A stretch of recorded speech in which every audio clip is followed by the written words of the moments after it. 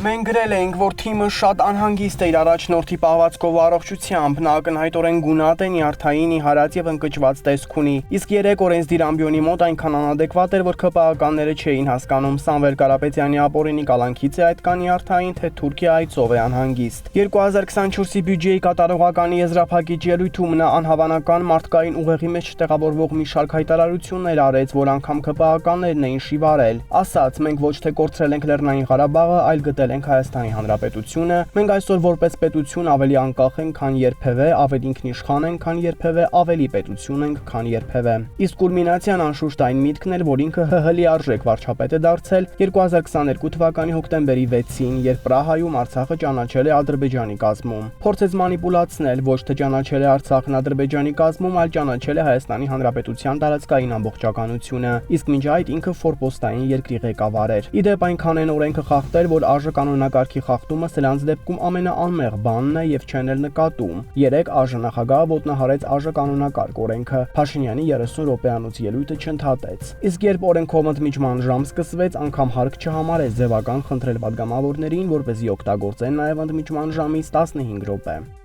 Սամվել Կարապետյանի կալանավորումից առաջ Փաշինյանը լրագրողներին ասել էր, ԱԺ-ում արդեն կա հեծն ազգայնացնելու եւ կից օրենքներում փոփոխությունների նախագիծ։ 2 օր ԱԺ կայքում փնտրեցինք, նախագիծ չգտանք։ Վահագն Ալեքսանյանին հարցրինք, նախագիծը որտեղ է։ Կլինի, աշխատանքներ են տարվում։ Մինչդեռ ԿՊԱ-ականներն անտեղյակ էին այդ նախագծից։ Միաբերան ասում էին, չկա նման նախագիծ։ Տնտեսական հանձնաժողովի անդամ Սերգեյ Բագրատյանն անգամ չգիտեր իրենք, թե կառավարությունն է նման նախագիծ հեղինակելու։ Արման Եղոյանը, որը տեղում լսել էր Փաշինյանի ասածը, երեք զարմացած ճշտեց, ճիշտ ենք մեջբերում վարչապետի խոսքերը։ Նիկոլ Փաշինյանն այս հարցում էլ է ստել, տպավորություն ստեղծելով, թե Կարապետյանը քաղաքական հետամտման չի ենթարկվում, այլ իմանալով, որ ուզում են ազգայնացնել հեծը, դուրս է եկել իշխանության դեմ։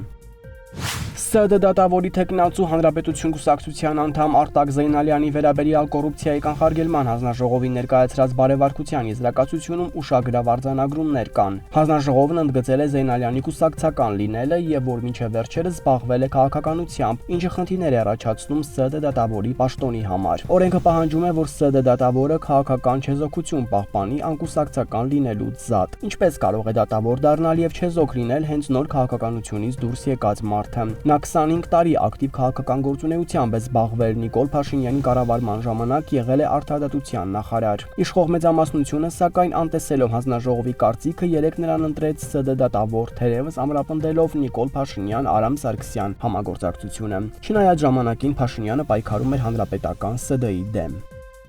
Երևանի քրեական դատարանը նախագահող դատավոր Արտակ Կարապետյան Սամվել Կարապետյանի նկատմամբ որպես խափանման միջոց կիրառեց 2 ամսով կալանք։ Մենք հետաքրքրվեցինք, թե ով է պաշտպանել այս ակնհայտ ապօրինի մեղադրանքը դատարանում։ Իրավապահ համակարգի մեր աղբյուրներն ասացին, որ հանրային մեղադրողն Արամ Դոլինյանն է, գլխավոր դատախազության պետական իշխանության դեմ ուղղված հանցագործությունների գործերով վարչության ավագ դատախազ։ Նա Աննա Վարդապետյանի հրամանով 2023-ին Արմավիրի մարզի դատախազի տեղակալի պաշտոնից տեղափոխվել է այս վարչություն, բայց դատախազության հնաբանակներից է։ Նրան 2007-ին ՀՀ նախագահ Ռոբերտ Քոչարյանի հրամանագրով պարգևատրել են Մխիթար Գոշ շուշամեդալով։ 2007-ին էլ նշանակվել է Արմավիրի մարզի դատախազի օգնական։ Հայտնի է նաև նրանով, որ արդեն քանի տարի դատարանում պաշտպանում է եւս մեկ ապօրինի մեղադրանք ՀՀԿ փոխնախագահ Արմեն Աշոտյանի դեմ եւ ամեն անգամ առարկում է Աշոտյանի կալանքը փոխելու միջնորդությանը։ Հիշեցնենք, որ հորինված եւ կեղծ մեղադրանքով Արմեն Աշոտյանը 2 տարի կալանավորված է, որից 15 ամիսը բանտային, մնացածը տնային կալանքի